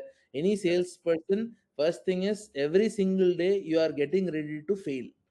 Mm-hmm. So I remember there is some book I studied. I don't know if this is true or not, but in a book I learned, he said that while someone was having a conversation with Swami Vivekananda, Mm-hmm. they asked him uh, how Mm-hmm. to become a successful person. So he told him either become friends with a football player or with a salesperson, and you will know how to succeed in life. Like, what are you saying? That football person game, the game of football. I don't know. Maybe Vivekananda was also a person who favors football. That's why he said this. In football, every moment you will fail. See, cricket, Mm-hmm. end of the match, you will know you will win or lose. But every moment in football, you will be dribbling nicely. You will take the ball past one person. Ah, wow, nice, awesome. Next moment, one guy will take the ball, sliding tackle, lost. Next moment, you will take the ball from him, won. Next moment, lost. So winning and losing is part of every game. This is there, but he takes the example of football here. Similar way, a person like a salesperson. Every call in a day, every call is a success. Every call is a failure. Every objection is a failure. Every counterpoint that you give is a success. So we get used to success and failure more in sales and in football, in any sports. So we have to have that hard heart of facing that. And sometimes, helps us to get over uh, this failures is one, learning. Second is motivation. First is learning. So always keep yourself updated. For example, 3 weeks back, I write newsletters in my company also. I write newsletters in Hire for Skills also. So when I was writing a newsletter, starting from 2 months before till 3 weeks before, my newsletter slowly started getting low responses. I am writing Hmm. this newsletter for 6 months now. So every week there is one newsletter I'm writing. So I had 6,000 readers in my newsletter. People are reading it, people are liking it, people are responding, opening, clicking, blah blah blah. But slowly, when every week comes, there is this called information fatigue. People get tired of, even today, Hire for Skills newsletter will come tomorrow. Slowly, after 5-10 weeks, I don't know how many people will unsubscribe. I can see that, but fine. So that will happen. It's called information fatigue. So in that case, what I did was that I immediately paused. I was like, what is happening? Why is my newsletter getting less response? Why people are not opening? So I went back again to learning. So I went through new techniques of writing, formats that are updated in newsletter writing, Matt Gray style ka what is updated, any new article that he has, any new videos is released. And I learned new concepts. Okay, new concepts. Every day someone will introduce something, and every LinkedIn post you see, there will be new technique of cold email is dead. Here are 5 techniques. Three, this thing. Comment this and I will send you a playbook. Get Hmm. all the playbooks as possible. Learn as much as I still comment whenever I see someone writing comment Claude to get a free playbook. I'll comment Claude. I'll get a playbook. I'll read maybe something news there. Don't leave any spaces open. So I learned few new techniques, and 3 weeks before I started applying the new techniques, again my open rates shot up. So if Hmm. I just sat away, my newsletter is not coming failure, then I would have sat in failure. So I went back to the first principle of going back to learning. Second principle is going back to motivation. Sometimes motivation will go down. And a newsletter will get opens. Maybe I will become tired of writing newsletters. So I'll go back to motivation. My motivation, I have few videos that I watch, and I like to listen to some songs, motivating songs, which everyone would have some favorite songs. It can be devotional songs, it can be cinema songs, it can be some artist ka songs. You listen to some songs, you do meditation, you do prayer. If you like praying, do prayer. Or if you are into the zone of talking to your close friends, do that. Or some YouTube videos, podcasts. Your brain is like that. You just have Hmm. to, sometimes you have to tighten the screw. It will automatically become loose after some time. You'll have to tighten the screw. That's all. Got it. Okay, Can I cool. add one more thing? Yes, please. When I asked the same question to my founder, anyone knows Rajiv Talreja? He mentioned he mentioned either you will be rejected millionaire or respected broke. Ah, wow, good point. That's a very good point. Rajiv Thank. Talreja is the guy that we see on YouTube and everything, na? Yes, yes. I have done a course with him. Perfect. Yeah, I'm the youngest sales guy in his organization. brilliant. Maybe get us some discounts, na? Yeah. Awesome. Yeah. Cool. Thank you, guys. Yes, Nilesh. Arvinda, what about the targets? Will we get the targets initially from the manager and then work on that? Again, same answer like sequence which Purushottam asked. So based on the company, if the company every process is set already, then they will already have the target set also. Then the team company will give you. But if you're joining as a founding SDR like Soheb, you are the person responsible to set everything. Then you are the person to realistically give a set metrics. So targets are nothing but a point where you want to go. Today, if you close your eyes, sitting from your bedroom or living room to get inside the other room, you will not be able to go unless you see. Seeing is targeting. Targeting is envisioning where you want to go on working towards it. So it depends. Okay, cool. Vaibhav, Hi Arvinda. hello. I'm just curious about what does a top 10% HDR do differently in their first 90 days, and how do you personally measure HDR success beyond just meetings book? So what does top 10 percentage of SDRs do differently to succeed? They do things in a structured way, organized, right? To be organized and structured, one, learning is important, and implementing it in a proper way with consistency. All generic words what I'm using it here. But in short, do things structured way. Learn it in structured way, do it in structured way, Do it consistently. Anything that you do consistently will give you the result. So 10% people stand out in that. Why? Because our motivation will come down. We'll not do organized or structured way, or we will not do it in a consistent way. You do something consistently, you will get to that result. And keep yourself learning. There is always something called training, right? The word training, if you break it, it has train in it. What is train? Train means multiple coaches. Train, no? Train has multiple coaches. It's a continuity. So training is also a continuous process. You have to continuously learn. You should not, there is no point called as okay, I've learned enough. There can't be a process. I was shocked to see one of our student during one of the one-on-one sessions. I asked him, "Are you not attending skill up sessions?" And the person said, "No, I'm not attending skill up sessions." I asked, "Why are you not attending skill up sessions?" He said, "I don't think I need motivation sessions. I think I know these stuffs that you're telling." I was like, what? I'm like, okay, very good, very good. I was shocked. I confronted him. It was mistake of me confronting. It was their mindset. I have to respect that. But the thing is, people still think they know everything. Every single day is a new learning day, is what I think. Even if it's the same concept, I still feel I have to learn something from someone. Say today, always taught me a new concept. Either you can be a rejected millionaire or a broke, uh, accepted broke. Respected, bro. Respected broke, right? This is a new concept. It was from the same topic, what I was explaining it in different words. He put it in a simple word that his founder taught me. So I cannot learn this pointer directly from Ravi Talreja, but I learned it from Uwais, who is working with Ravi Talreja. So everyone is working with a different person. I can learn from everywhere. So keep that mindset open to learn. That comes to the same point that we discussed today in the masterclass. Coachability. That is what top 10% people do. Okay. And how do you personally measure HDR success beyond just meetings book? See, again, if you're talking about success, are you talking about monetary success? Are you talking about job success? At the end of the day, job success or monetary success depended upon the targets that the company give and the discipline that you bring to the company. So I referred a person to a company called Lead Squared. Everybody know Lead Square, right? I referred a person to Lead Squared, one of my friends actually, not from the program. And the person joined the company, and he was a very good employee, good salesperson, booked good meetings, achievements were good. But in third month, he got fired.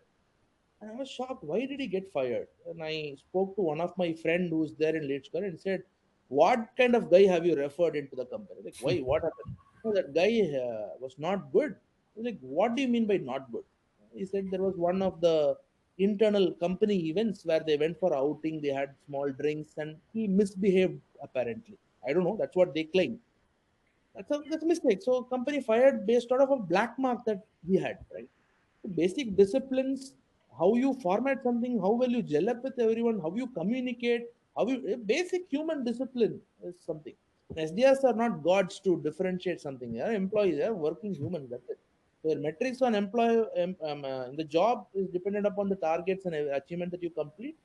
Other than that, yes, basic discipline and things that you bring to the table. Sure. Yes, Jamal. Yeah, hi, Arinda. Yeah, great session, Anna. Like I missed on like a week for preparation before interview. The points I hope I missed on it.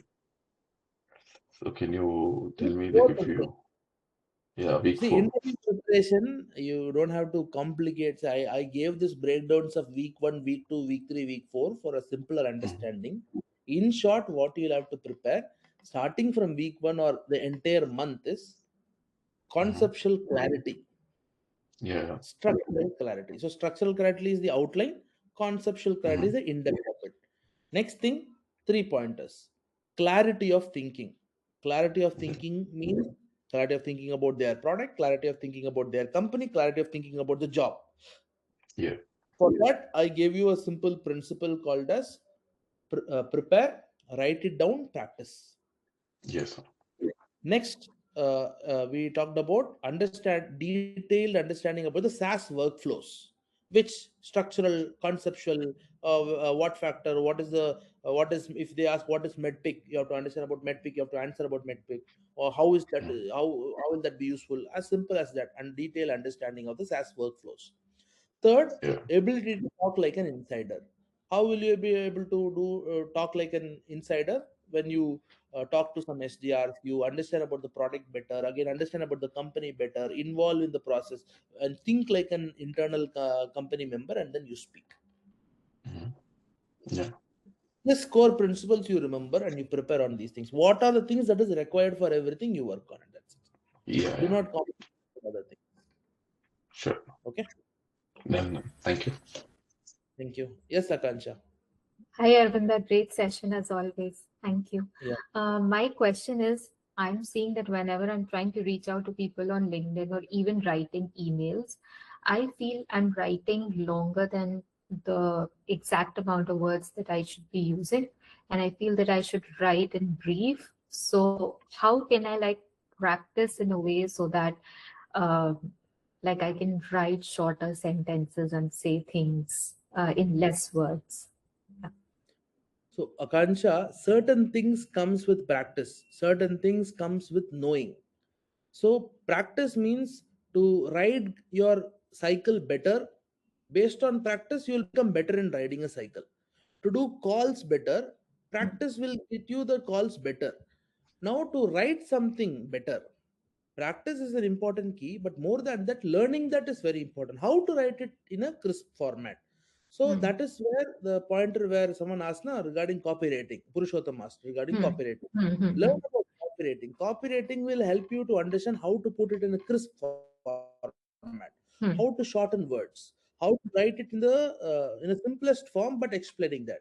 There is this framework that we learned, KISS format. Yeah. Keep it short and simple, right? Yeah. So how can we encapsulate something in a lesser number of words? That is the key.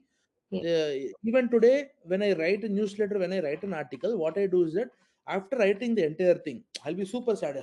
Super, very good article, very nice. I'll take a break, like half an hour or 1 hour, and I'll again come and read. But this time when I'm coming, I'll think that okay, I'm going to assess a newsletter written by someone else, and my target is how can I make it smaller. So suppose there is a line written, uh, I would like to explain the concept of marketing operations to you and how it would benefit a CMO. If this is the line, now I will think, how can I shorten it? Okay, I have written how I am going to explain you the concept of marketing operations and how it will be beneficial for a CMO. I will cut these two sentences into one sentence.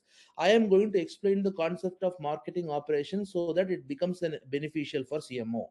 Again, cut it and make it. I am explaining marketing operations workflow for the betterment of CMO. Again, shorten it. For the betterment of CMO, writing the explaining the concept of marketing operations. So this comes with practice, but knowing and then practicing will get you that. Yeah. So no, I told you today, prepare, write it down, practice. So practice is writing it multiple times, but there is preparation before that. Preparation means learning, knowing that. So Matt Gray, that I told today, watch his videos, read his articles, if possible, buy his book and read it. Very important. Okay. That will help you to. Okay. Thank you, Arvind. Yeah. Cool. I believe that's it for today, guys. I would appreciate your feedbacks that you can share it on social media. You can write a post about it, tag Hire for Skills, write a post about it on social media, put it on groups, whichever WhatsApp group you are in, put it. There are our community group here. Link has been shared by Kishore on the chat box. Join the community if you have not joined. We'll get multiple updates, job alerts. We'll have informative content shared, maybe funny content shared as well. We're going to activate this community super. We are preparing everything very quickly. And if you're interested to join the newsletter, again, drop your messages on the groups or personally send me a text that you want to be in the newsletter. I will add you in the newsletter. Until next time, thank you so much. Wish you all the best, guys. Cheers. Thank you. Thank you. Thank you, Thank you. Arvinda. Thank you, Arvinda. Thank you, Arvinda. Thank you, bhai. Thank you. Thank you, Arvinda. Thank you, Arvinda. Thank you, Arvinda. Thank you. Bye-bye.